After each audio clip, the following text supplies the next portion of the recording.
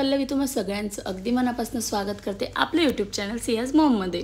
आजच्या ब्लॉगमध्ये थोडासा आवाज माझा खराब येईल कारण की थोडासा घसा बसला आहे माझा, तर ठीक आहे असो।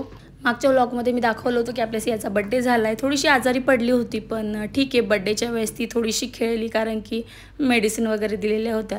तर हा आणला होता आपल्या अदिती माऊनी छानसा ड्रेस सियासाठी, आणि आल्यापासून मम्मी काही बाहेरच निघाली नाही कारण की सिया आजारी होती। तर आज थोडंसं संध्याकाळी जेवण वगैरे करून थोडंसं सोसायटीचा टूर दिला मम्मीला, आणि बाकीचे घरचे इथेच एक रिलेटिव्स असतात तर त्यांच्याकडे गेले होते। तर प्लॅनिंग तर तुम्हाला सांगितली होती की खूप काही करून ठेवली होती पण ते काही जमलं नाही सिया आजारी असल्यामुळे। तर 2-3 दिवस थांबल्यानंतर मग म्हटलं चला आपण नंतरच करूया। तर मग आज सगळे निघाले होते घराकडे। सियाचा बड्डे झाला आणि 2-3 दिवसानंतरच रियाचाही बड्डे असतो, जी की माझी नेबरची मुलगी आहे, सोनियाची मुलगी रिया। तर विचार केला तर सप्टेंबरमध्ये एवढे सारे बड्डे, सियाचा बड्डे, नंतर सियाच्या आत्तूचा बड्डे, रियाचा बड्डे आणि माझ्या भावाचा बड्डे म्हणजे सियाच्या मामाचा बड्डे, सगळे बड्डे सप्टेंबरमध्ये आले। जशी मी छान पिंक थीम ठेवली होती तशी सोनिया आणि तिच्या मुलीच्या 6 बड्डेला अशी ब्लॅकवाली थीम ठेवली होती। येलो आणि ब्लॅक खूपच छान कॉम्बिनेशन तिथे बनलेलं होतं। ज्यांच्याकडनं मी केक घेतला होता त्यांच्याचकडनं सोनियाने पण केक ऑर्डर केला होता कारण की ते घरीच बनवतात आणि छान होती टेस्ट केकची मस्त। शेवटी दुकानामध्ये थोडं वाटतंच की कधीपासून ठेवलेलं असेल वगैरे, फ्रेश असेल की नाही, पण इथे ऑर्डर दिल्याबरोबर बनवतात आणि संध्याकाळी भेटूनही जातो। आपल्या घराचा होम टूर मला द्यायचंच आहे, सोबत सोन्याच्या घराचाही होम टूर द्यायचा आहे कारण की तिचं जे हे घर आहे, आम्ही ज्यांच्याकडे इंटेरियर केलं ते त्यांचा सक्का भाऊ आहे, तर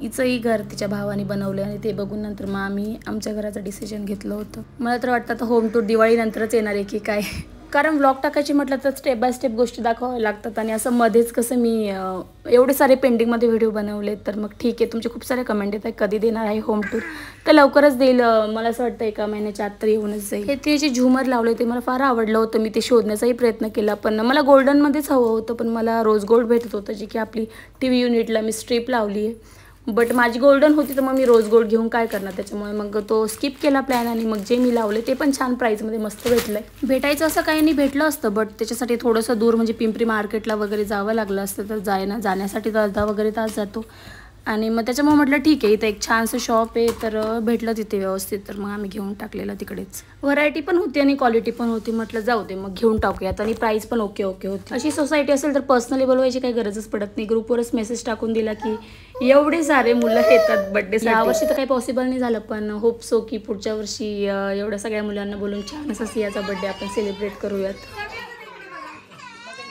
काय झालं रडते। आणि आज सकाळी सगळ्यात महत्त्वाची गोष्ट रिसीव झालेली म्हणजे हा ट्रे आहे कटलरीसाठी, जे की आपण ट्रॉलीजमध्ये ठेवतो, चमचे वगैरे, चाकू वगैरे जे काही आपलं असेल वेगवेगळ्या छोट्या गोष्टी ते आपण याच्यामध्ये ठेवतो। सांगायचं झालं तर आमचे जे आम्ही इंटेरियर केलं त्याच्यामध्ये जे किचनचं कोटेशन आहे त्यामध्ये काही हे कटलरी वगैरे हे जे सामान ॲक्सेसरी जे होते ते त्यामध्ये काही इन्क्लूड नव्हतं, तर ते मला बाहेरूनच घ्यावं लागलं। तर ऑनलाईन घेतलं काहीतरी 1200-1300ला हा ट्रे ॲमेझॉनवर भेटला आम्हाला। त्यामध्ये वेगवेगळे मेजरमेंट घेऊन तुम्ही बघायचं की वेगवेगळे साईज अवेलेबल असतात, पण आपलं जे किचनची ट्रॉली त्याचं व्यवस्थित मेजरमेंट घेऊनच आपण त्याच्यात ऑर्डर करायचं, आणि केलं तरी पण तो थोडासा मोठाच येतो, आपल्या हिशोबाने आपल्याला व्यवस्थित कटआउट करून त्यामध्ये फिक्स करावा लागतो। मग घरामध्ये कितीही सुंदर किचन ट्रॉली केलेली असली तरी पण व्यवस्थित जोपर्यंत गोष्टी अरेंज करत नाही तोपर्यंत त्याला काही व्हॅल्यूच नाही, ते काही व्यवस्थित दिसत नाही। ट्रे नव्हतं तर सगळे चमचे वगैरे सगळं ती पूर्ण ट्रॉली भरली होती नाही, ते एवढं खराब वाटत होतं, पण आता ठीक आहे, आता फिक्स केल्या आहे गोष्टी। जसं की मी म्हटलं की सप्टेंबरमध्ये खूप सारे बड्डे असतात, घरापासून थोडंसं दूर आम्ही आलो होतो या हॉटेलला सेलिब्रेशनसाठी, तिचा आज बड्डे,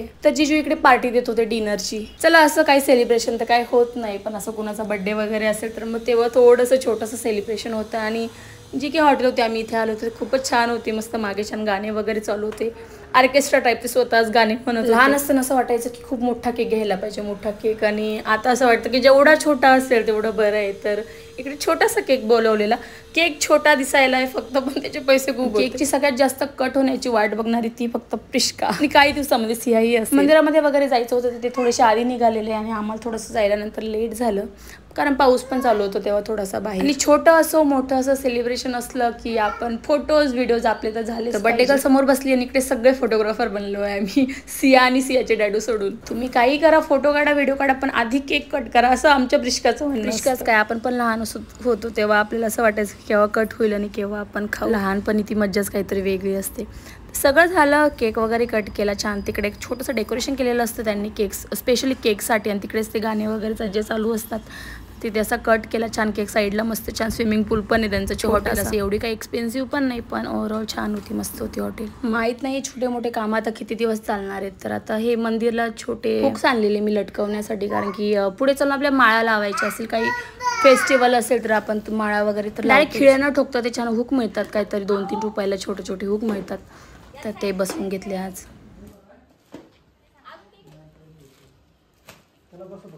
डब्बा का घेतला जिजू? एवढी मोठी बॅग कशासाठी पॅक करणं चालू आहे यांची, तर काहीतरी कंपनीच्या कामासाठी जिजू बाहेर जात होते, आउट ऑफ इंडिया. तर एका महिन्यासाठी बाहेर जाता म्हटल्यावर हे एवढी मोठी बॅग, म्हणजे हे बायकोचं प्रेम असतं की हे खायला न्या ते खायला न्या. अरे सिया कशी हसते. हॅलो म्हण बाळा, हॅलो, हाय सियो, हाय म्हण, हाय. तर आवाज काही ठीक नाही म्हणून मी काही मोठा ब्लॉग बनवत नाही, छोटासाच ब्लॉग आहे. तर शेवटपर्यंत नक्की बघा. आणि व्हिडिओजला खूप सारे व्ह्यूज येतात, बट लाईक काही एवढे येत नाही, तर प्लीज लाईक न केल्याशिवाय जाऊ नका. तर भेटू लवकरच, तोपर्यंत बाय बाय.